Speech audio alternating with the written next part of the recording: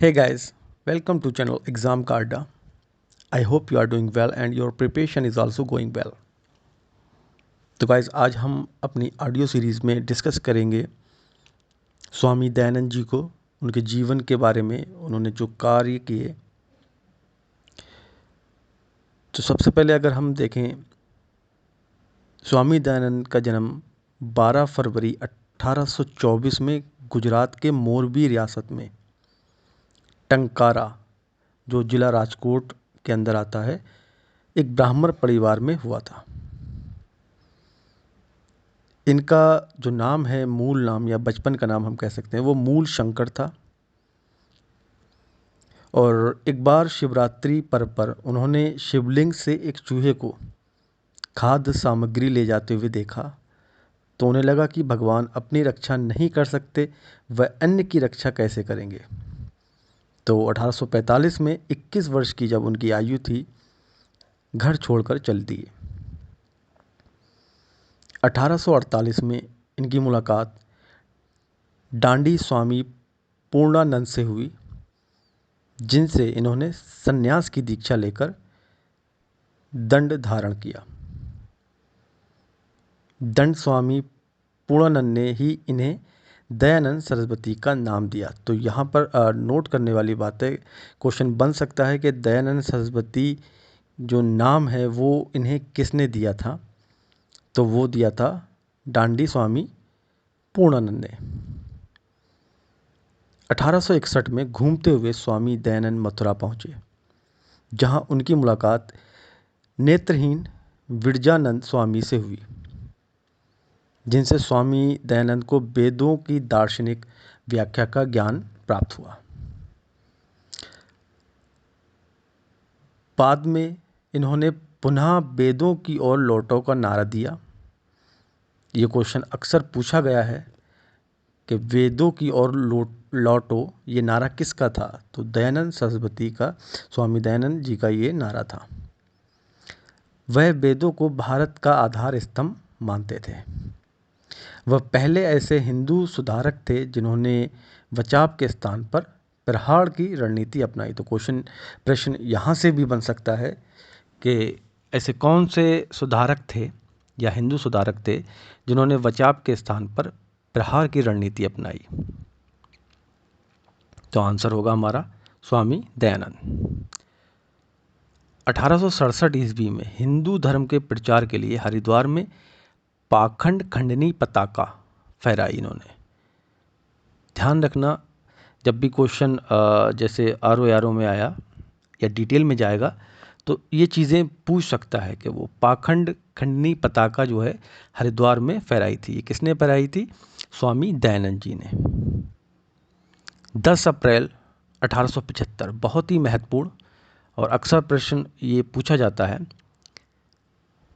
को बम्बई में इन्होंने आर्य समाज की स्थापना की। वहीं 1877 यानी कि 2 साल के बाद आर्य समाज का मुख्यालय बम्बई से स्थानांतरित करके लाहौर में बनाया, जिसके कारण क्या हुआ, उत्तर भारत में विशेषकर पंजाब और पश्चिमी उत्तर प्रदेश में ये आंदोलन अधिक लोकप्रिय हुआ। और इसी वजह से दयानंद सरस्वती को 19वीं शताब्दी में भारत के हिंदू लूथर किंग कहलाने लगे, उनको कहा जाने लगा। ठीक, आगे बढ़ेंगे। इन्होंने, स्वामी दयानंद ने अद्वैतवाद के मायावाद का खंडन भी किया और प्रकृति को सत, आत्मा को सतचित और ईश्वर को सतचित आनंद माना। वेरी इंपॉर्टेंट है।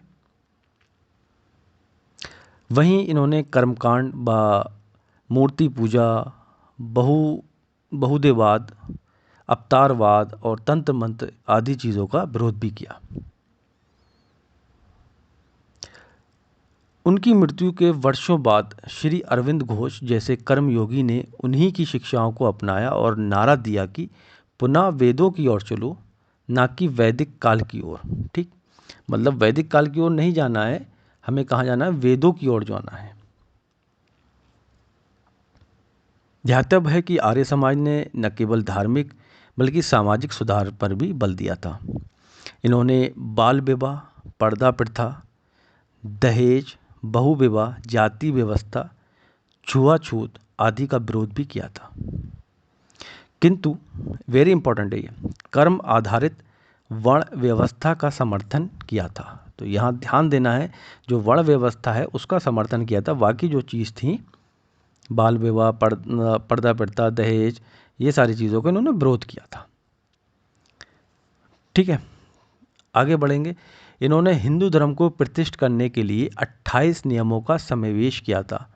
तो point to be noted, 28 rules यानी कि 28 नियमों का समावेश किया था।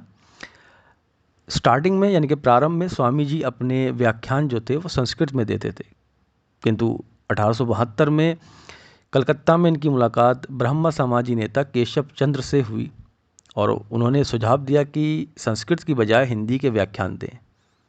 इससे प्रेरित होकर 1874 में सत्यार्थ प्रकाश जो हिंदी भाषा में लिखा था, इन्होंने लिखी।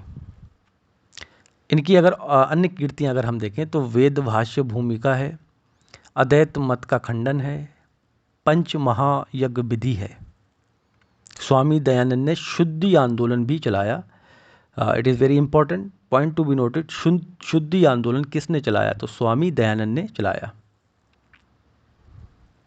अब इसमें शुद्धि आंदोलन में क्या था, इसके अंतर्गत क्या आता था कि हिंदू धर्म का परित्याग करके अन्य धर्म अपनाने वाले, यानी कि जो हिंदू धर्म से किसी और धर्म में कन्वर्ट हो गए, वो अगर वापस हिंदू धर्म में आना चाहते हैं तो उनके लिए मार्ग खोल दिया गया शुद्धि आंदोलन से।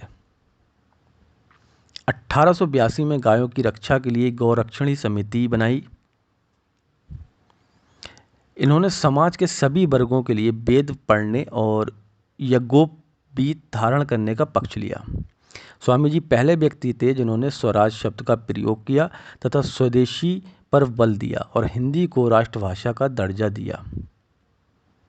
कुछ विरोधियों द्वारा कांच पीस कर पिलाने के कारण 30 अक्टूबर 1883 को दिवाली के दिन अजमेर में इनका देवासन हो गया।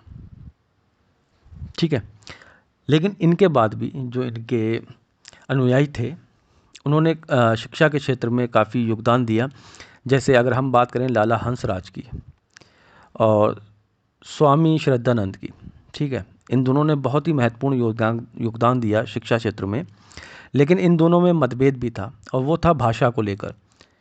लाला हंसराज और लाला लाजपत राय जो थे वो अंग्रेजी माध्यम से शिक्षा देना चाहते थे। तो उन्होंने क्या किया, 1886 में लाहौर में DAV यानी कि दयानंद एंग्लो वैदिक कॉलेज की स्थापना की। 1886 लाहौर में DAV कॉलेज की स्थापना किसने की? लाला हंसराज और लाला लाजपत राय। वहीं स्वामी श्रद्धानंद, लेखराज तथा मुंशी राम, इन तीनों ने मिलकर क्या किया, भारत की प्राचीन शिक्षा पद्धति के आधार पर शिक्षा देने के समर्थक में थे। इस कारण इन्होंने 1902 में हरिद्वार के कांगड़ी में गुरुकुल विश्वविद्यालय की स्थापना की। तो आज के लिए इतना ही। उम्मीद है कि आपको ऑडियो पसंद आई होगी। अगर ऑडियो पसंद आई हो तो प्लीज़ ऑडियो को लाइक और शेयर करना बिल्कुल भी ना भूलें। बने रहें हमारे साथ। जय हिंद, जय भारत।